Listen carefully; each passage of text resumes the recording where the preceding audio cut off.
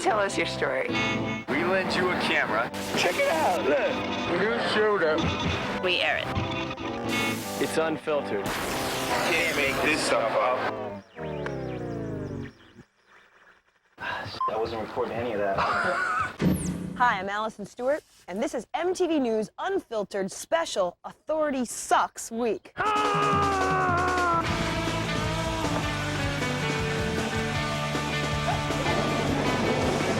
This is the show where you tell us what's news. We have a saying here, young environmentalists become big environmentalists, and we believe it 100%. Hi, Allison.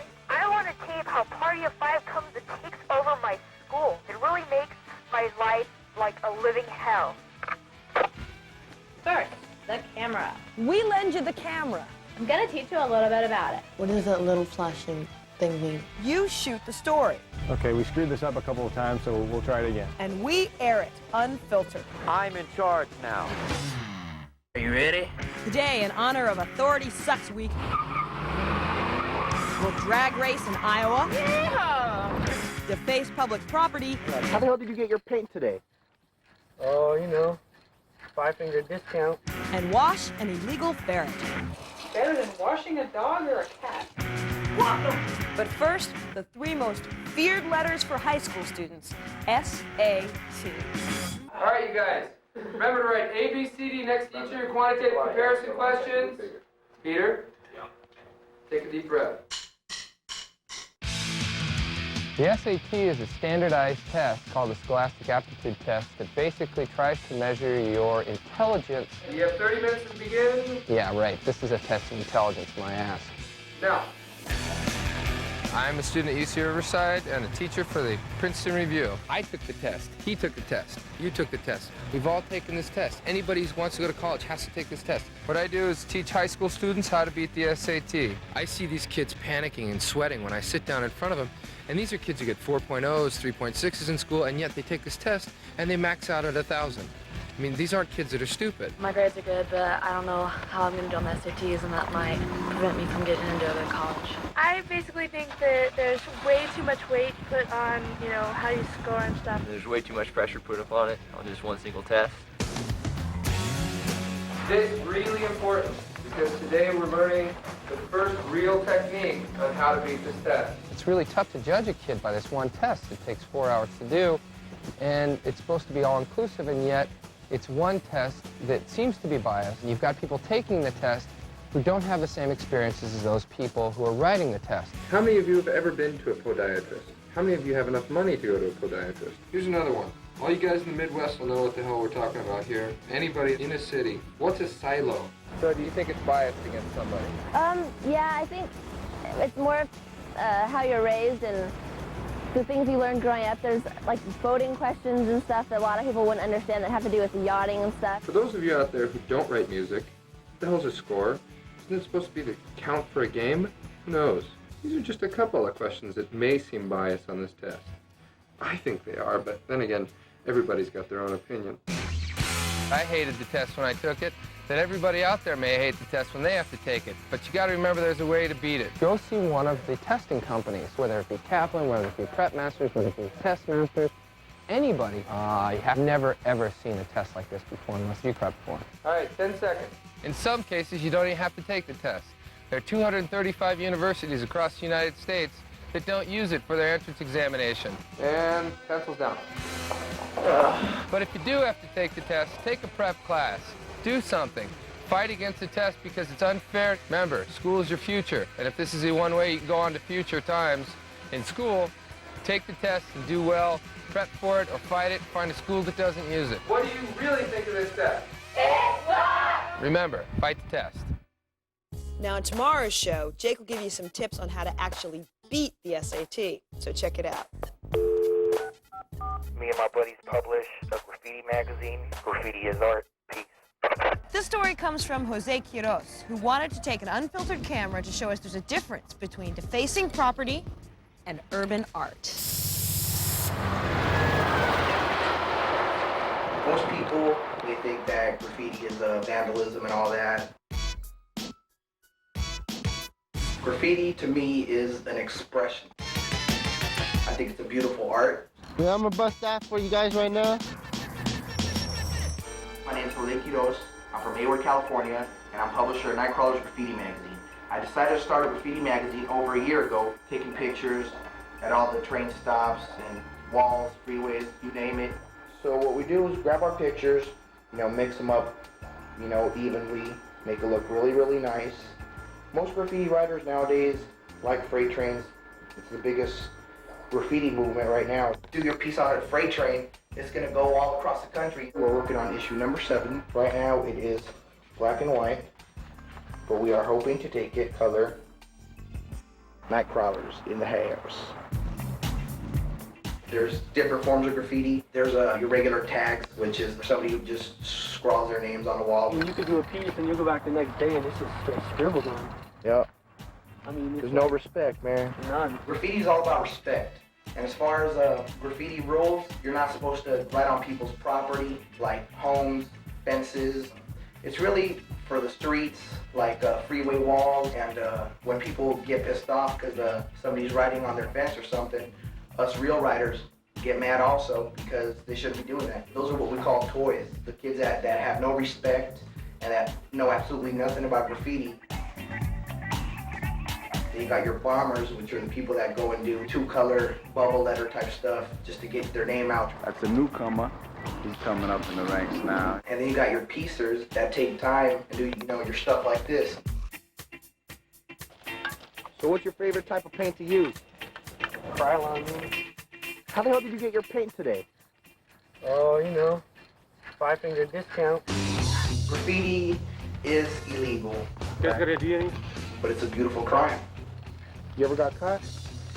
Yeah, I got caught a while ago. Graffiti's always about the streets, about going out at night and doing your thing. The adrenaline, that rush of being there doing it. So what are you doing here? Just cleaning up a piece. No matter what people say, no matter how much they buff the walls, no matter how much they buff the trains, graffiti is going to be around forever. Coming up next, we're outlaws because we choose to have pets. They're off. Just when that rubber band drops, I'm just totally into the race. I'm focused on nothing else. It's unfiltered. There's something we notice by the tapes we get at MTV News Unfiltered. People love to show us their pets. And we found out they have all different kinds. The furry ones and the feathered ones. Hello. But one young woman in California has a pet that authorities have declared illegal. And she thinks that sucks. That's Bandit. Bandit's camera shy right now. That's a common type of ferret. It's called a sable ferret. And Sugar and Tabby, they're albino ferrets or snow ferrets. They're really good house pets that they get along with cats and dogs. They're litter trained and they eat cat food, they eat baby food, and ice cream. Yes, ice cream is their favorite thing too. Basically, this speaks for itself. How cute is this? You have to learn to treat and respect any animal. These guys are the most loving kind of animal to have. Thank you. I live in California where ferrets are illegal. If you do get caught with a ferret, they give you a $1,000 fine. They confiscate your ferret. You have a 24-hour staying period to find a placement home outside of California, or they kill them. We would like to be able to keep them as pets and be able to keep them legal so we don't have to wear masks like this when we talk about them. They're tired of being paranoid about having an animal that they love that's a house pet taken away from them. We would like to be able to take our animals and our pets out to parks and be able to take them to a veterinarian and have them treated without being worried about being turned in. Look at that face. It's a face anyone could love. Ferret owners are tired of it. We're outlaws because we choose to have pets. They shouldn't have to hide. They're proud to have these animals as pets, and they can't understand why it's taking so long for ferrets to be legalized. Apparently, ferrets like the water, as does Jennifer Burkow of West Palm Beach, Florida, as you're about to see. When I'm riding my ski, I'm just connected with it totally. Just me and the ski and the water, and that's it. Nothing else matters in the world. I'm totally addicted to the sport. I'm really competitive. 817 Jennifer Burkow from Sunrise, Florida. Right now, I'm addicted to racing. I love the adrenaline rush at the starting line and just being all full of jitters.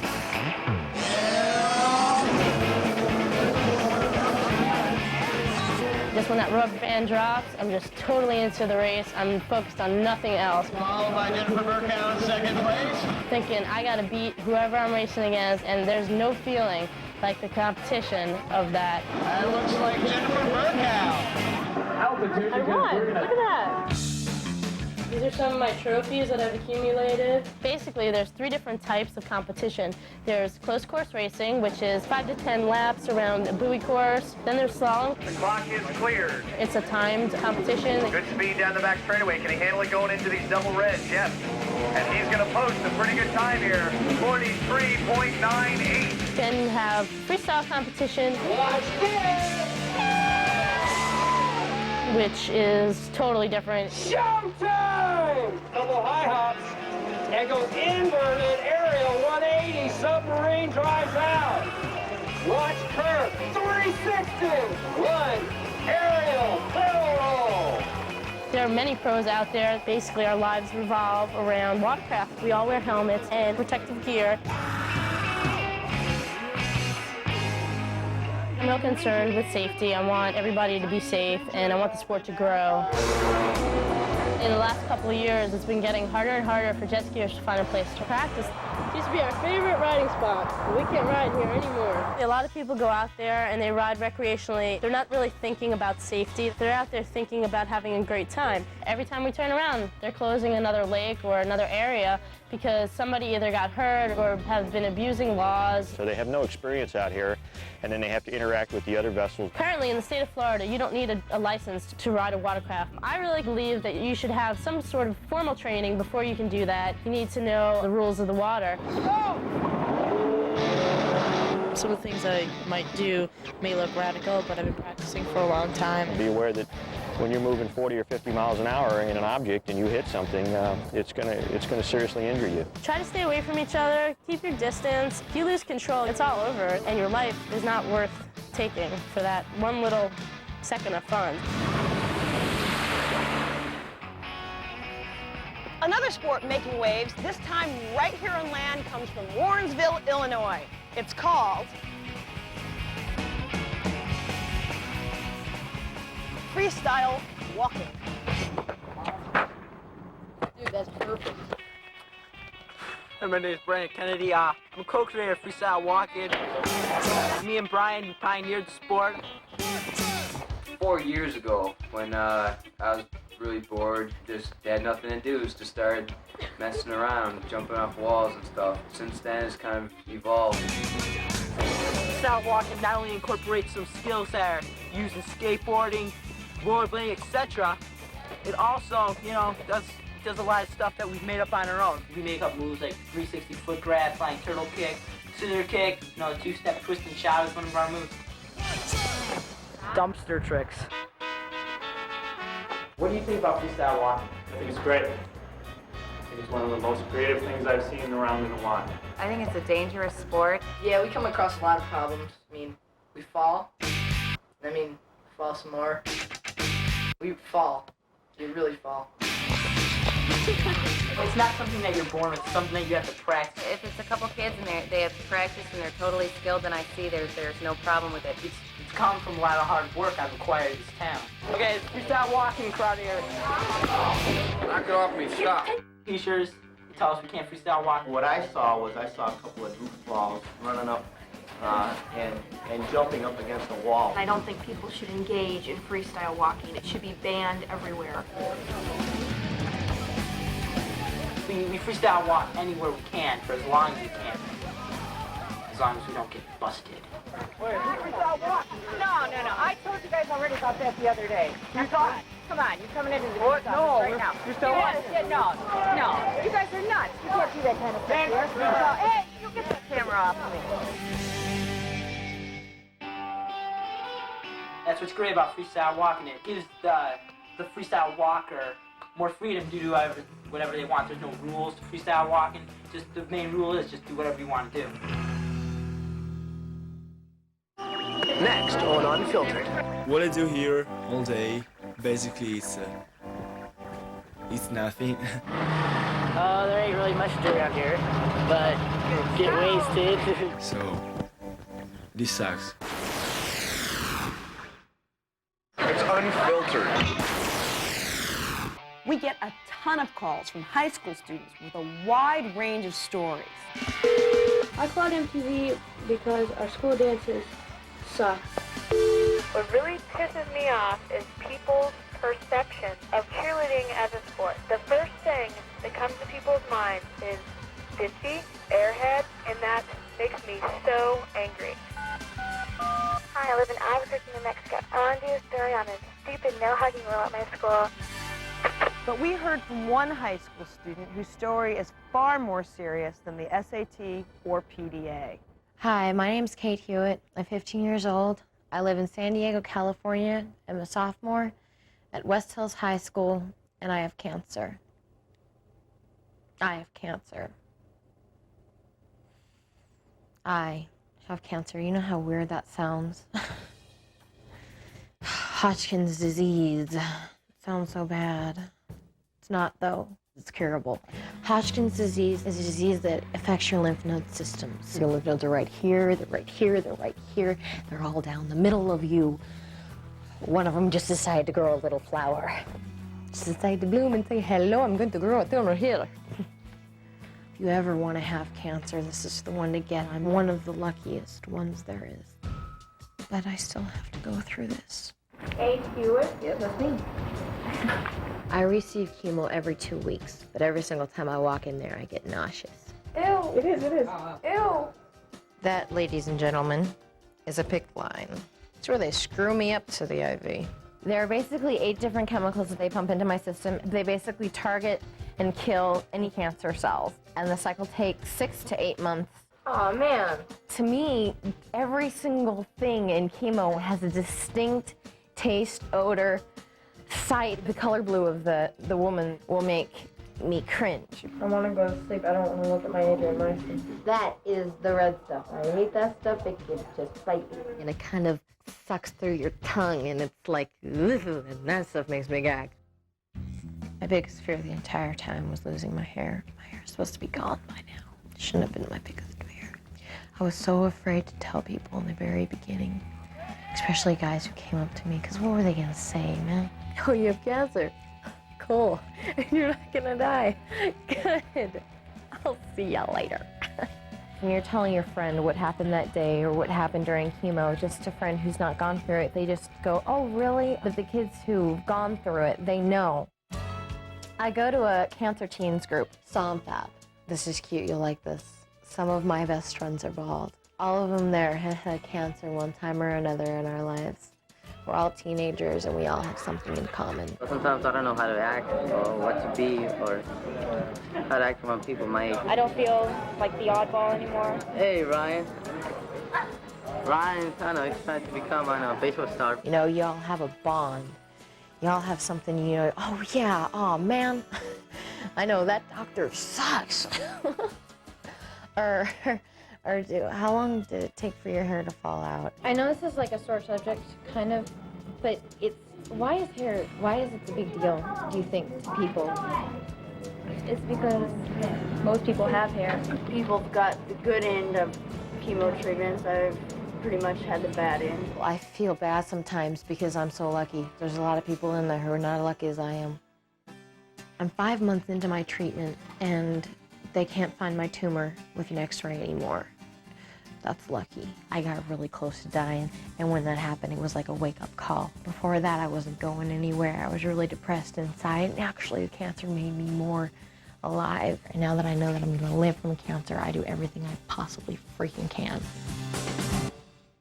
Thanks to Kate Hewitt for her story. And we want to hear your story, too. For those of you just catching up, MTV News Unfiltered is a program where we think that you know the news better than we do, but we count on you to call us at 1-800-296-2445. Call us up, pitch the story, basically do our jobs. Our last story comes to us from Italy, via Iowa. Hi everyone, my name is Matteo and I am an exchange student from Italy. In the middle of nowhere that is almost known as Iowa. As you can see, there's a complete nothingness. So, this sucks. What I do here all day, basically it's nothing. So what do you do here for fun, Mike? Oh, let's see. We like to go to friends' houses and we go bowling. There ain't really much to do around here, but get wasted. Other than that, we cruise around town, we chase women. Now we're gonna show you a little demonstration of what we do to have fun. Are you ready? All right, man.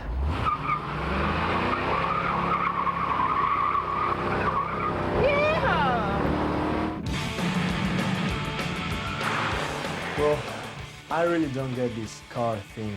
First, I thought it was pretty cool and, you know, nice cars, fast cars, going up and down from the street. But with time, I realized how boring it can get.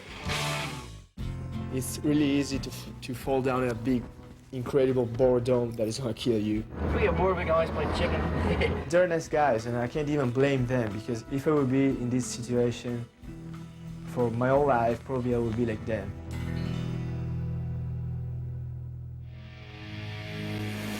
Remember, on Friday, there's going to be a special Yak Live edition of MTV News Unfiltered.